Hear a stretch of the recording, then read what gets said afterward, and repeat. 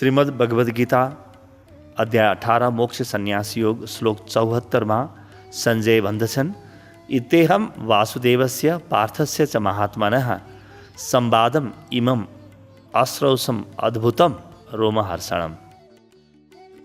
संजयले भने यस प्रकार मैले श्री वासुदेव र महात्मा अर्जुनको यस अद्भुत रहस्ययुक्त रोमाञ्चक संवादलाई सुने।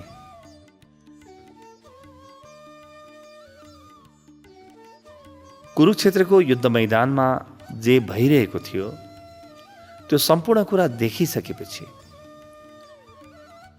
अर्जुनका प्रश्न र भगवान कृष्णका सार गर्भित उत्तर सुनिसकेपछि संजयले अन्तमा राजा धृतराष्ट्रलाई केही कुरा बुझाउँदैछ।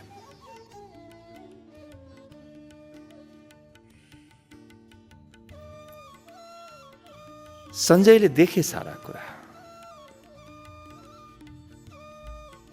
जे भइरहेको थियो सुने पनि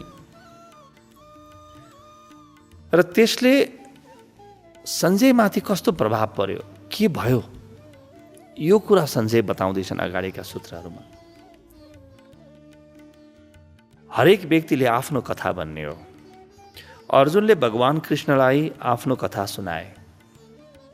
भगवान कृष्णले आफ्नो कथा सुनाउनु भयो जुन निर्विकार अविनाशी सनातनको कथा हो। अर्जुनले दुःखको कथा सुनाए, भगवान कृष्णले परम आनन्दको कथा सुनाउनु भयो। अब पालो आयो संजयको। संजयले चाहिँ के अनुभव गरे त उनको आफ्नो कथा छ र यो कथा उनी धृतराष्ट्रलाई सुनाउँदैछन् किनभने त्यहाँ के भइरहेको थियो त्यो देख्ने दिव्य दृष्टि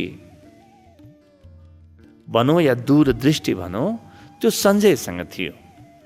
त संजयले के देखे मैले यो देखेँ भन्दैछन्। यसको अर्थ भगवान कृष्ण र अर्जुनको बीचमा जुन संवाद भयो त्यो संवाद अर्जुनले बुझाउँदैछन्। पक्का पनि संजयको मनमा एउटा आग्रह छ कि उनले जे देखे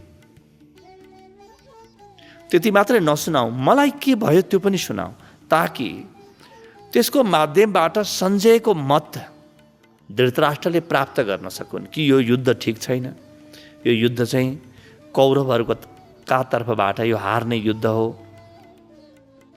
त्यहाँ जे भइरहेको छ त्यो तिलिस्मको घटना घटिरहेको छ, त्यो महा चमत्कारी महिमावान घटना घटेको छ र यस्तो घटना जहाँ घट्छ त्यो ठाउँमा जीवन लड्नको लागि युद्ध गर्नको लागि दाउमा लगाउन ठिक हुँदैन। यो भन्नका लागि संजयले आफ्नो मत राख्छन्। के भन्छन् त, यस प्रकार मैले श्री वासुदेव र महात्मा अर्जुनको यस अद्भुत रहस्ययुक्त रोमाञ्चक संवादलाई सुने। सबभन्दा पहिले भन्छन् यस प्रकार भनेको अहिलेसम्म जे भयो भगवद गीतामा अर्जुनको विषाद योगदेखि लिएर सांख्य योग, कर्मयोग, ज्ञान योग, सन्यास योग, ध्यान योग हुँदै हुँदै हुँदै हुँदै सारा कुराहरू अर्जुनले जे सुने के भन्छन् कि मैले श्री वासुदेव र महात्मा अर्जुनको संवाद सुने। किन वासुदेव भने त वासुदेवको अर्थ के हुन्छ? एउटा सामान्य अर्थ हुन्छ कि यो सम्पूर्ण वसुधा सम्पूर्ण ब्रह्माण्डको देवता। अर्को के हुन्छ, अर्को मूल अर्थ चाहिँ के हुन्छ वासुदेवको भने त्यो परब्रह्म परमात्मा, त्यो परम निर्विकार अविनाशी तत्त्व जब प्रगट हुन्छ यानि व्यूहमा प्रवेश गर्छ र जब त्यो अभिव्यक्त हुन्छ त्यसको अभिव्यक्तिको सबैभन्दा पहिलो विग्रहलाई वासुदेव भनिन्छ। त्यो परमात्मा त कहिले बोल्दैन, त्यसका हात छन् न खुट्टा छ। त्यो बोल्नु पर्यो, त्यसले केही कुरो सम्वादित गर्नु पर्यो, केही गर्नु पर्यो भने त्यसले विग्रह धारण गर्छ। त्यो त अमूर्त छ तर त्यसले मूर्ति धारण गर्छ। त्यो निराकार छ तर त्यसले साकार रूप धारण गर्छ। त्यो निर्गुण छ, तर त्यो सगुण रूपमा मात्रै आउन सक्छ। मनुष्यले परमात्माको अन्तिम सगुण रूप जुनलाई अनुभव गर्न सक्छन्, आत्यन्तिक, त्यसलाई वासुदेव भनिन्छ। त्योभन्दा पर त सिधै परमात्माको निराकार छ। निराकारको के चर्चा गर्नुहुन्छ? के कुरा मनमा आउँछ र? त्यो परम शून्यताको त केही पनि चर्चा गर्न सकिँदैन। त्यस्तो अमूर्त हुन्छ। मूर्त हुन सक्ने आत्यन्तिक स्थितिलाई वासुदेव भनिन्छ। त्यो सञ्जय भन्छन्, मैले श्री वासुदेव, यस्ता वासुदेव र पार्थ महात्मा पार्थको संवाद सुने। पहिलो पटक सञ्जयले अर्जुनलाई महात्माको संज्ञा दिँदैछन्। महात्मा को हो? जसले आफ्नो आत्मालाई चिन्यो, उही महात्मा हो। हामी महात्मा भनेर विभिन्न व्यक्तिहरूलाई भन्छौँ। साधु सन्तलाई महात्मा भन्छौँ, कहिलेकाहीँ राजनीतिक व्यक्तिलाई पनि महात्मा भन्छौँ, महामानव भन्छौँ।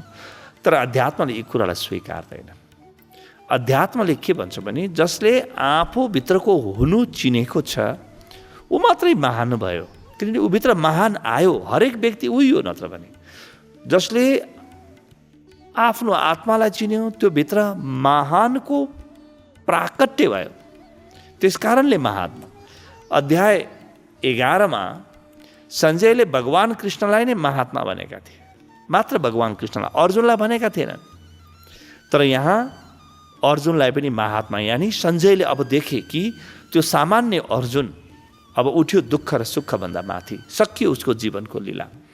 ऊ परममा एकैचोटि हाम फाल्यो, एकैचोटि प्रवेश गर्यो। त महात्माको दर्जा दिए। मैले यो घटना देखेँ भन्दैछु, हेर्नुहोस् त कस्तो अद्भुत कि त्यो गाण्डीव छोडेर विषादमा गएको, जीवनका सारा सङ्कटले, धर्म सङ्कटले घेरेको अर्जुन सिधै ब्रह्माण्ड नायक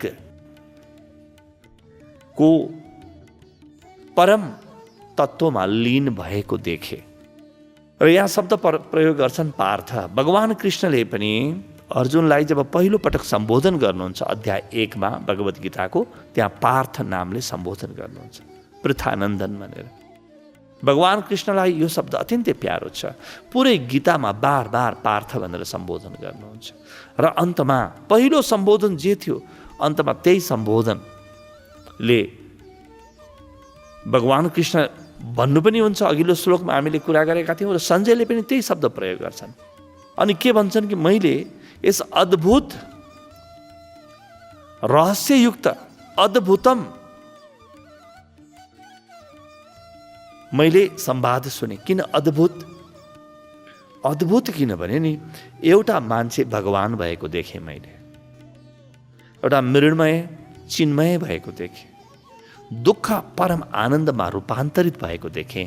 यही हो त्यो अद्भुत। योभन्दा ठुलो ज्ञान केही पनि छैन ब्रह्माण्डमा। योभन्दा ठुलो न धन छ, न सम्पत्ति छ, न सम्पन्नता छ, न पद छ, न मान छ, न मर्यादा छ। जीवनमा योभन्दा ठुलो पाउनुपर्ने केही पनि छैन। जे हुनुपर्ने त्यो भयो। जे थियो हरेक व्यक्ति बीज रूपमा परमात्मा हो। अब बीज रूपमा मात्रै होइन, वृक्ष रूपमा उसले आफूलाई परमात्माको रूपमा चिन्यो। उसले समग्र रूपमा परमात्मालाई चिन्यो। त्यसकारणले यो अद्भुत। अरू केही कारणहरू छन् अद्भुत भन्नुको पछाडि। जस्तो एउटा कारण के छ भने, जस्तो अहिले भएको छ कि धर्म कथाकुथुम्री, कर्मकाण्ड, पूजापाठमा सीमित भएको छ। कहिलेकाहीँ मन्दिरमा गरिने, कहिलेकाहीँ कुनै तीर्थहरूमा गरिने सामान्य क्रियाकाण्डमा, संस्कारमा धर्म सीमित भएको छ। त भगवान कृष्णले कुनै त्यस्तो चर्चै गर्नु भएन। सिधै धर्मको परम विज्ञान दिनुभयो। त्यस कारणले अद्भुत भन्दैछ। अर्को कारण के हो भने नि, भगवान कृष्णले अर्जुनलाई युद्धबाट भाग्न पनि सिकाउनु भएन। युद्धलाई नै धर्म बनाइदिनु भयो। धर्म युद्धको पहिलो प्रारूप भगवान कृष्णले दिनुभयो। सञ्जयले पढेका थिए, यिनी संस्कारी थिए, ज्ञानी थिए, विद्वान थिए। तर यिनले के जानेका थिए, के बुझेका थिए भने नि, धर्म कहीँ घर परिवार छोडेर सन्यास धारण गर्ने व्यक्तिले मात्रै हासिल गर्न सक्ने कुरा हो। तर युद्धको मैदानमा धर्मको परम घटना घटित हुन्छ र युद्धको मैदानमै गाण्डीव हातमा लिएर पनि व्यक्ति ब्रह्मज्ञानी हुन सक्छ, यो पहिलो पटक देख्दै थिए। महाक्रान्तिको भ्यू देख्दै थिए। अद्भुत शब्दले अहिलेसम्म नभएको, अहिले आश्चर्यचकित हुने कुनै घटना भएको देखाउँछ। त्यो यो घटना हुँदै गरेको देखेका थिए। र अर्को पनि कारण छ किन अद्भुत बने। सञ्जयले धर्मको आचरण गरेको, धर्मको साधना गरेको, धर्मका विभिन्न प्रक्रियाहरू पालन गरिरहेका व्यक्ति त देख्थे, तर सुनेरै मात्रै पनि परम ज्ञानमा प्रवेश गर्न सक्छ, यो पहिलो पटक देखे। त्यस कारणले अद्भुत। कुनै न अर्जुनले त्यहाँ कुनै ध्यान गर्न भ्याए, न साधना, न तपस्या, न कुनै पूजा, न पाठ, न कर्मकाण्ड, न विधि, हेर्नुहोस् त, न समाधि। सिधै अर्जुन जस्ताको जस्तै रूपान्तरित भए। केही बाहिर परिवर्तन गर्नु परेन, अर्जुनको भित्र केही परम रूपान्तरण घटित भयो। त्यस कारणले अद्भुत भन्दैछ सञ्जय। हरेक दृष्टिकोणले यो घटना अद्भुततम थियो। र अर्को शब्द प्रयोग गर्छन् मैले, रोमाञ्चक, यानि मेरो रौँ ठाडा भए, मेरा रौँहरू, अङ्ग्रेजीमा भन्छ नि गुज बम्स, मेरा रौँ ठाडा भए। किन? त्यो जब अद्भुत देख्छ नि, व्यक्तिको मनले मात्रै होइन, शरीरले पनि त्यो आह्लाद अनुभव गर्छ। अध्यात्मको यो परम घटना, कोही दुखी परम सुखी भएको घटना, यो देख्दाखेरि हरेक व्यक्तिको रौँ ठाडो हुन्छ।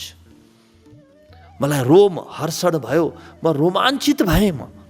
मेरो शरीरले पनि यसलाई अनुभव गर्यो, मेरो प्राणले अनुभव गर्यो, मेरो श्वासले अनुभव गर्यो। महाराज, मलाई केही बाँकी नै रहेन। अब सञ्जय भन्छन् कि त्यो अर्जुनलाई जे भयो मलाई पनि त्यही भयो। अर्जुनलाई अद्भुतम भयो, रोम हर्षणम भयो, मलाई पनि त्यही भयो। हेर्नुहोस् त, अध्यात्मको कस्तो महिमा छ कि त्यति पर बसेर, दरबारमा बसेर सुन्ने व्यक्तिसम्म पनि त्यो अध्यात्मको अग्निमा पसेर शुद्ध स्वर्ण बन्न पायो। आफूमा भएको फोहोर मैला उसले धोयो, पखाल्यो र आफू रोमाञ्चित भयो। सुन्ने व्यक्ति पनि त्यति पर बसेर, महाराज मलाईसम्म यस्तो भयो भने ती कृष्ण महात्मा कस्तो होला त? यो कुराको सङ्केत सञ्जयले धृतराष्ट्रलाई गर्दैछ।